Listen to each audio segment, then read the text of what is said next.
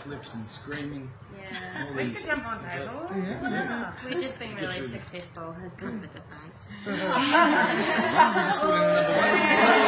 We're doing a bit of catering style, you know? We're just tapping into our feminine. That's it. I love so it. am I. So, what I want you guys to do to start off with is I want you to share with Lee the 3 statements that we worked out before in terms of, hey, my name is, and I am. So I want you to, we need to rock and roll with that again, and then let him know, let both these guys know, what is your message that you're going to share with the world? And so, I thought we were doing what was the last one. Get a free check. Alright, so who wants to kick it off? Everyone. I can. Hi, Lee. I'm Paige, and I'm a creative thought leader for women. I know this because I constantly create a life that I love, and I'm an authority of challenge and support for others to have the same. The one thing that I would love the world to know is that we can all achieve this by honouring our inner yes. Oh, I love it. Okay, I'll give feedback at the end. Yes. Yeah. Yes, I love it. Thanks. Hi Lee. We meet again. We meet again. I'm Teresa, and I'm a passionate leader of women. I know this because I am brilliant at seeing the best in others and creating a space for them to step into their possibility. I am a total authority on pushing my comfort zone to achieve growth and creating a balance between being a mum and a phenomenal woman. The one thing I need the world to know is that living a life you love is much closer than you think. You guys are great with your words. Yeah, it's really good. Yeah. I am like, Yes. here. Okay. I'm Regan. My name is Duda, and I'm a powerful and strong mother who want to delegate power women. And I know that because I'm very good to leadership and confrontation in life. And one thing that I want, I would love the world to know is that mothers can have it all. Yes. Cool. I love that. That's what people believe these days, isn't it? It's massive. Yeah. Yeah. We don't believe Yes, you know it, yeah. Goodbye.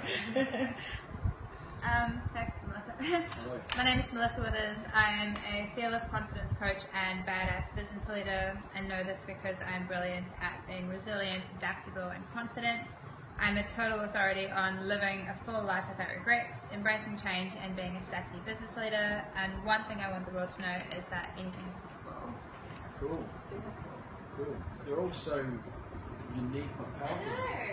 How so how does that make you feel, more importantly, when you say it? Yeah, it makes me feel really good. It feels clear to me, and what I like is it's not defined in one certain way. I really like in it that it has creativity and leadership. Thought leader for me represents being able to challenge other mindsets and where people are. Yeah. That also for me talks about, it has, for me it means being in the moment too. Like it's really where someone's at right there and then. I know I'm going to be able to deliver and extract from them. Yeah. That's special. Yeah, where they can be pulled apart a little bit to rise up. Yeah. And the inner yes stuff is really how I live my life, and that's always evolving, like really honouring myself where I am with that and stepping forward one step at a time. And if I can impart that with other people to really start to acknowledge firstly and then honour that, then that's a really powerful place to help support people. Cool. I like it. Does it make you feel? almost like a relief that I kind of have been very clear on what it is that my message is, because I haven't felt that I have been very clear to date, and to articulate it like that Nailed is it. very powerful. Yeah. There's a reason why I'm asking you, ladies, why it makes you feel this way. And I'll go into it in a moment. How does it make you feel when you say?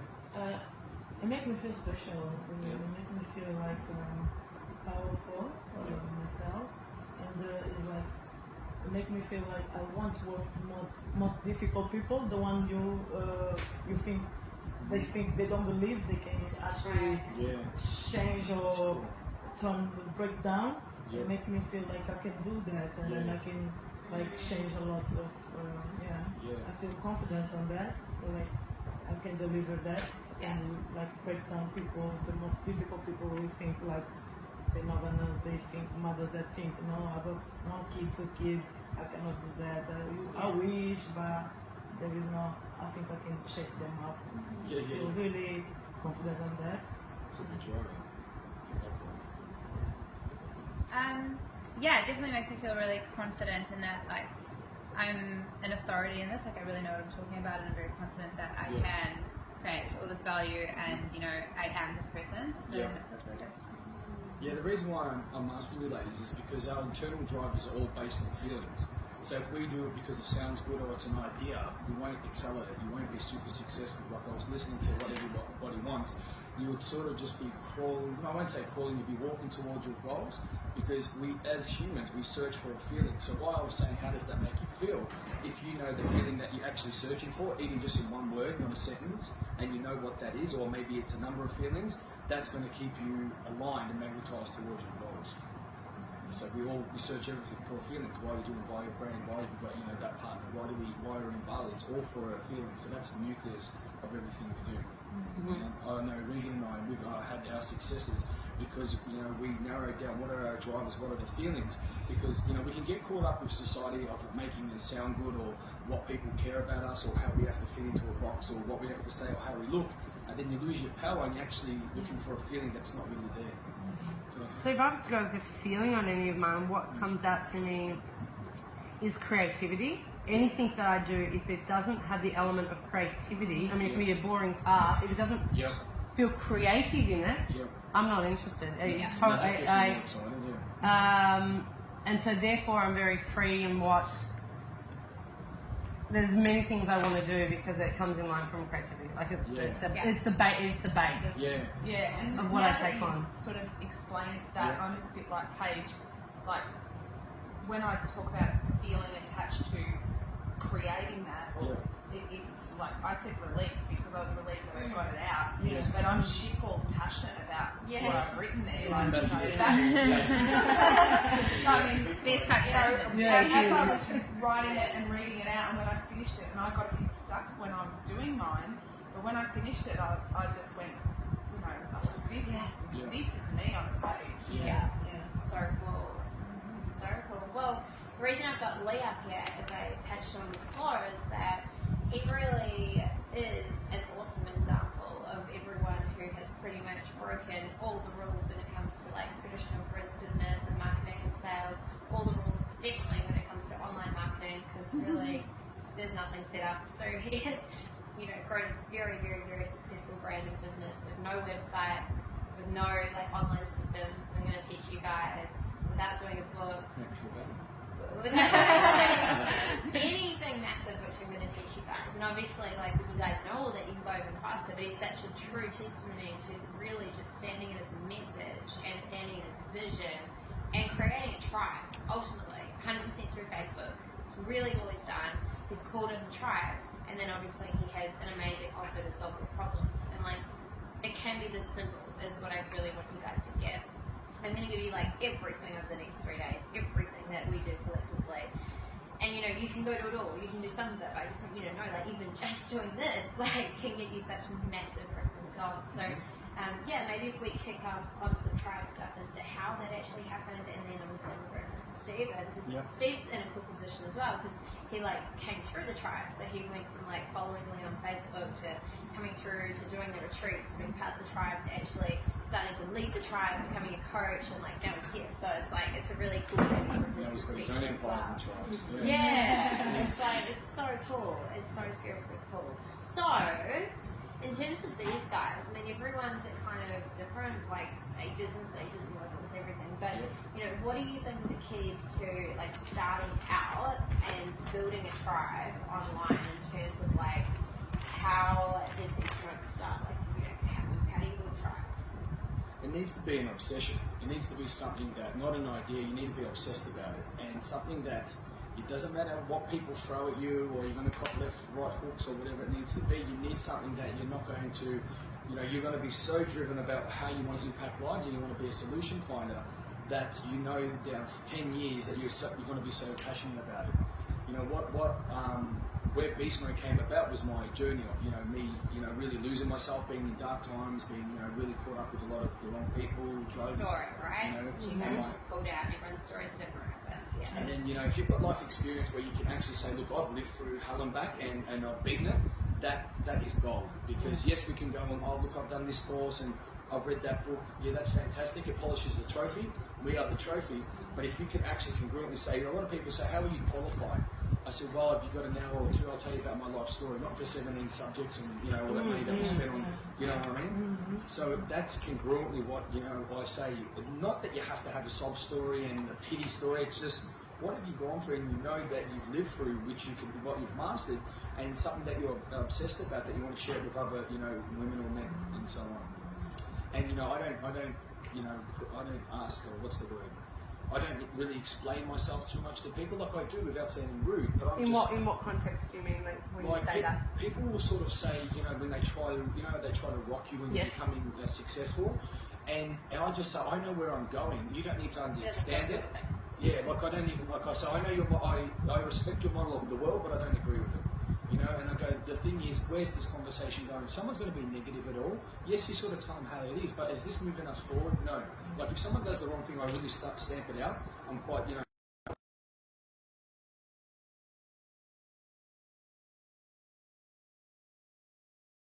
I can explain it. It's a protected environment. Be very selective who you let in there, and do not let any of that outside scatter and bullshit come into your tribe. Be very, very protective of it. The guys know, anything that sort of happens, we sort of get, messages here and there. You really want to have that protected tribe and be very, very selective who you let in there as well. Can't always know who you're letting in, but in regards to letting in someone who's not aligned, how quickly are you to remove them, or only sending? I'm not spending much time justifying myself. I stick with the vision. Yep. If you receive negative stuff, how little attention or... It's pretty much, that's the standard. If I could fly, that standard's up here. So that's the standard. If you don't meet it, then you're going to be left alone, or left, because it is a brotherhood. I've been involved with a lot of negative brotherhoods. Yes. And this brotherhood, you guys can call it a sisterhood, and they are. You need to have the trust, loyalty, respect, and honour. Obviously it's a little bit maybe too much for some people, but you really want to have people have your backs. Like you really want to have, Steve's come over here and he's, sacrificed all his time. I've had all the other boys staying with us. You really want people around you that that if you remove yourself, they would run. They would be able to jump on board, and they would be able to steal shit. So in terms of calling in these people, before we go into managing the tribe and everything, do you want to? Yeah. Well, managing the people and all that. Do you want to share, I guess, your vision in terms of Beast Mode and when you started out, and Lee's tribe, he's the perfect example of someone who's created a cult tribe. They're totally obsessed with Beast Mode and the vision, and they all wear these singlets, and they're his vision is their vision, right? And which is an amazing thing. It's such a cool thing. There's so many people in business can't cultivate that. So what's your vision, and how did you go about portraying that vision? Because again, there's no freaking crazy tech stuff here, guys. It's Facebook, right? Yeah, it's just pretty standard. It's about having that energy and that congruency and just showing up always. And they know that.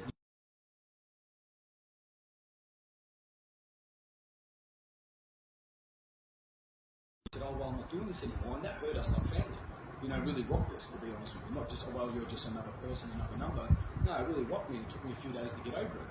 So my vision is to have a protected environment. It's safe but not comfortable. What I mean by that is that people can come in and constantly keep growing, but they can come in with their own projects, with their own wants, and through the knowledge that we keep growing, that you can keep watering them and they can flourish from it.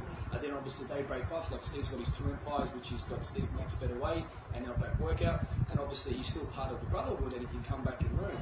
So all the retreats that we have, they can keep coming back to any retreat with no extra cost, so they can keep learning, helping each other and keeping the brotherhood going like that. my vision is that we're going to have beast academies around the world where people can come and just, it's like the ripple effect. So we can have, open up these academies and, the leaders creating leaders to lead others and so on, which it's happening now. So it's really exciting. That's awesome. Cool. So is there anything else you want to share on tribes? Yep. Because that was just a bit about, that was too much about me. And like, how could you guys can take it back and what you can learn from it. So really, you want to be clear of the people that you're attracting and who you want to attract. Like I was Mother Teresa, like I want to help everybody, and in the beginning, he had no clarity around like who he wanted in his tribe, basically. So who showed up? Everybody. And look, I don't want to sound rude or anything. That there was broken They men. weren't your ideal people. No. It was a tribe, but it wasn't like the ideal tribe. Versus now, years down the track, when Lee's got like clarity on that, it's the ideal tribe, and it's like awesome, and everyone that shows up is like amazing. And like that's the thing, you guys can start out with that from the beginning. You don't need to go through that really process important of being because if unclear. you're Mother Teresa, you can be attracting a lot of people with the sob story or fix me, help me, rather than like I'm fully owning my own stuff and I'm here because I'm ready to expand and like a totally And different your job gets really mindset. hard. Like with you having people that really, you're putting so much work into. Even the thing about failed payments and not showing up, and then it's you, that bad energy.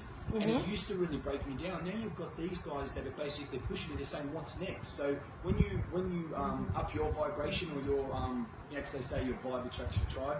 And then I've got warriors like Steve and all these other boys coming in, and it's just like whoa. And they're like saying to me, they're dangling the carrot like what's next, and it forces me to grow as well. And that's been my dream, not to have basket cases around me. So you give them nothing or you give them everything and they still don't want to change. But then you give these guys a centimetre and they run with it, and then it's just amazing. Like Steve came through the February retreat, and what is it, 5 months, and his life's just done a 360. It's ridiculous. So, Steve, do you want to share? Steve, come on. Okay.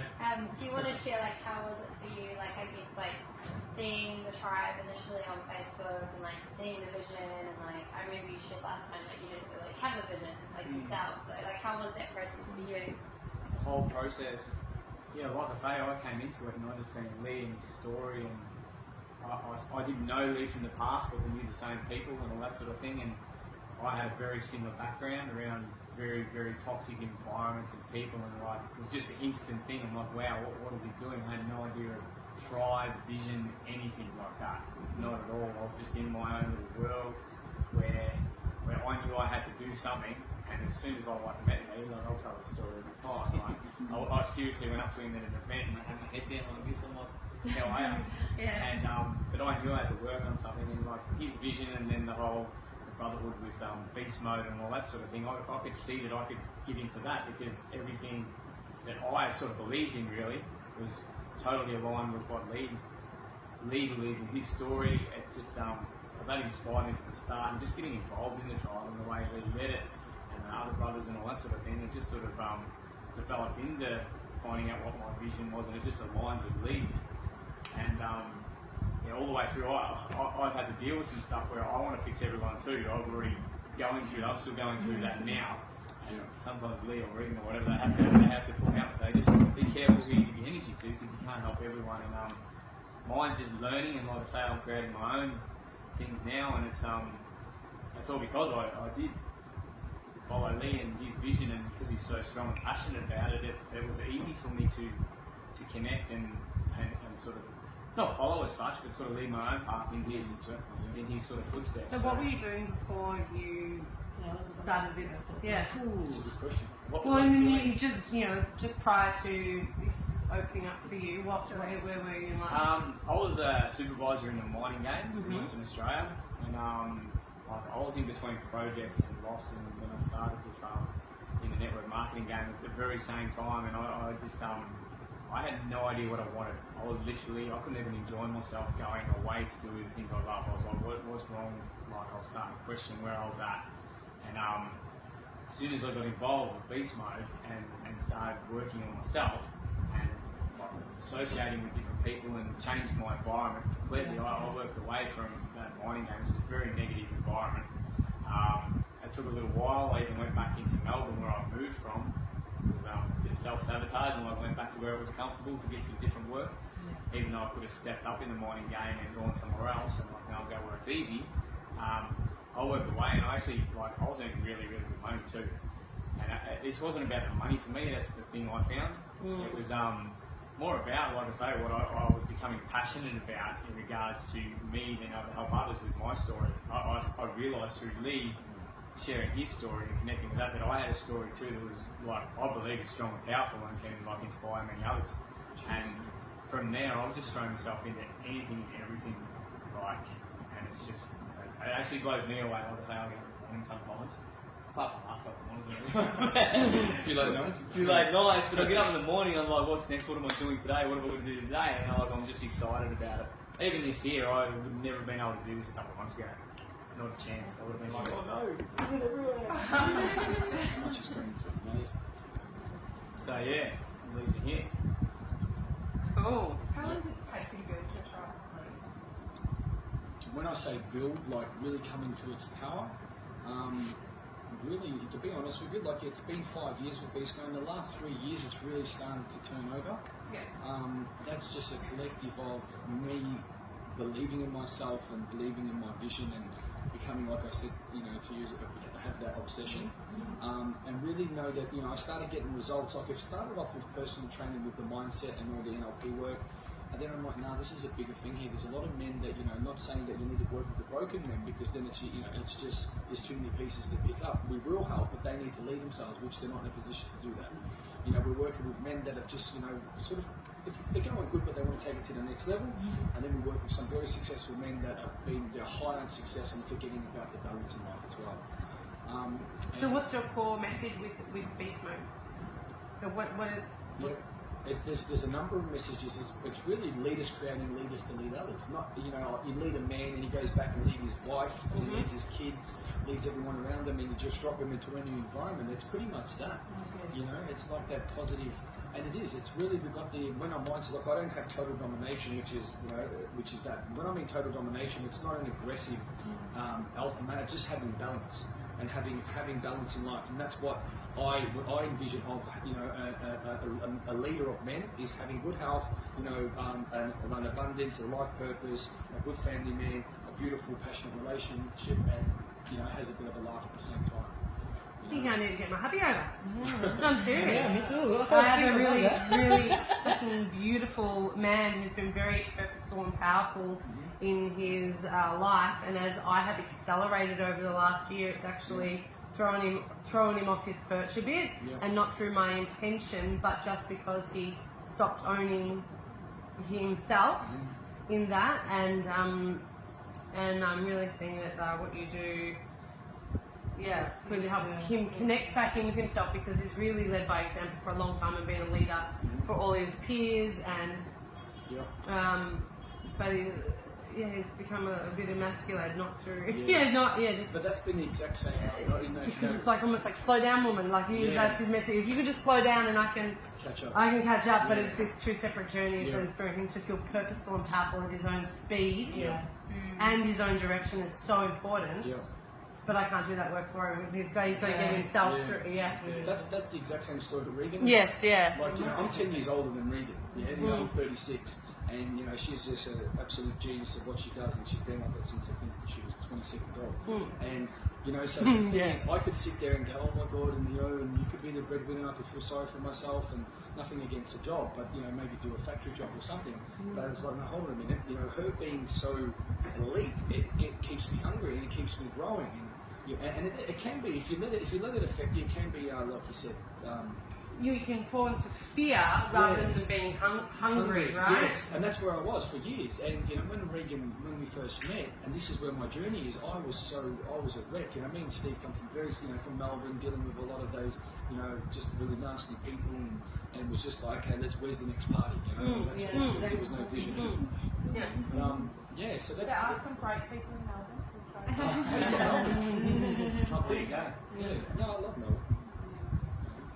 But the key to, and Steve knows this as well, it's really going and giving extra to your tribe.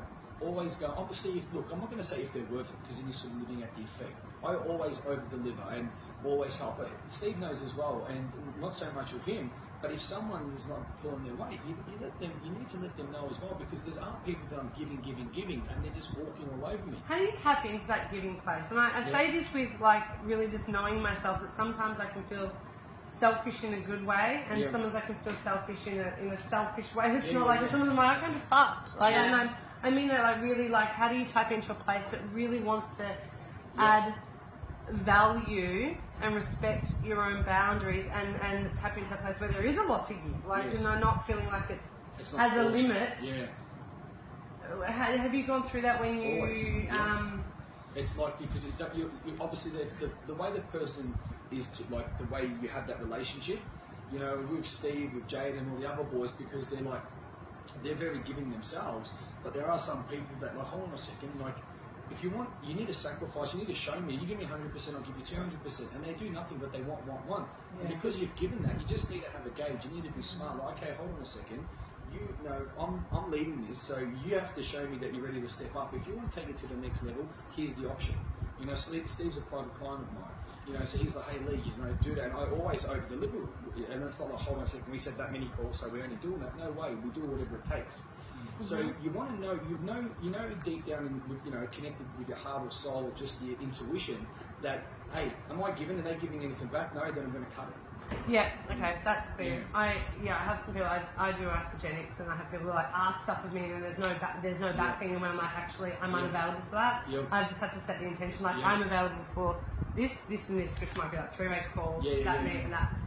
And that's it. And like, I can tell I feel like I'm harsh, but it's truth, there's nothing coming back, so it's like I have to state it. I lead by the truth. You really have to set your intentions. You just need to say, look, if you're going to push hard, and if you're going to be, you know, if you want my help, then you need to pick up your game.